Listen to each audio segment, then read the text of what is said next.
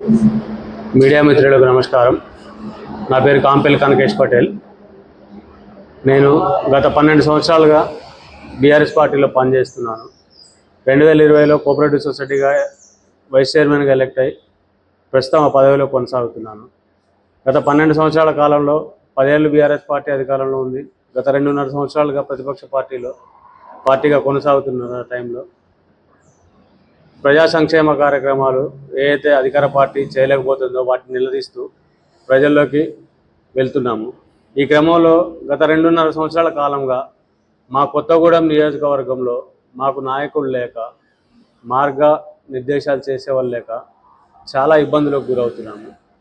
మనుమా వెంకటేశ్వరరావు గారు నియోజకవర్గ ఇన్ఛార్జిగా ఉన్న ఆయన పెద్దవారు కావటం వల్ల ఆయన బయటికి రాలేకపోతున్నారు.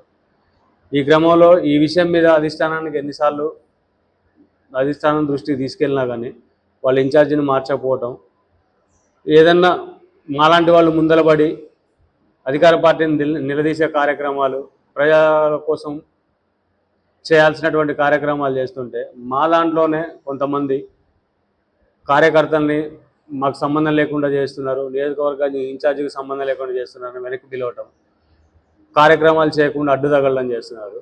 ప్రతిపక్ష పార్టీలుగా 2.5 సంవత్సరాలుగా ఉంటూ అధికార పక్షాన్ని నిలదీయలేకపోతున్నాం.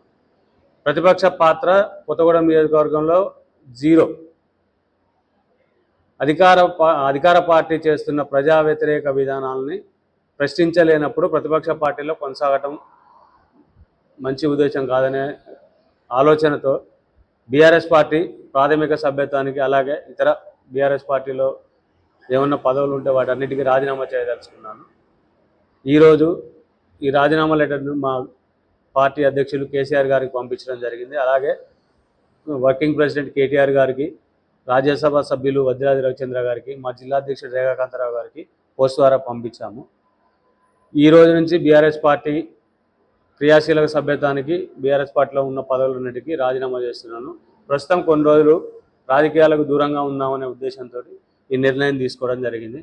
దీన్ని బీఆర్ఎస్ పార్టీ శ్రేణులు గత 12 సంవత్సరాలుగా నాతో కలిసి పనిచేసినటువంటి నాయకులు కావచ్చు, కార్యకర్తలు కావచ్చు, వీళ్ళందరూ మన్నిస్తారని, ఆలోచనతో అర్థం చేసుకుంటారని ఈ నిర్ణయం తీసుకోవడం జరిగింది.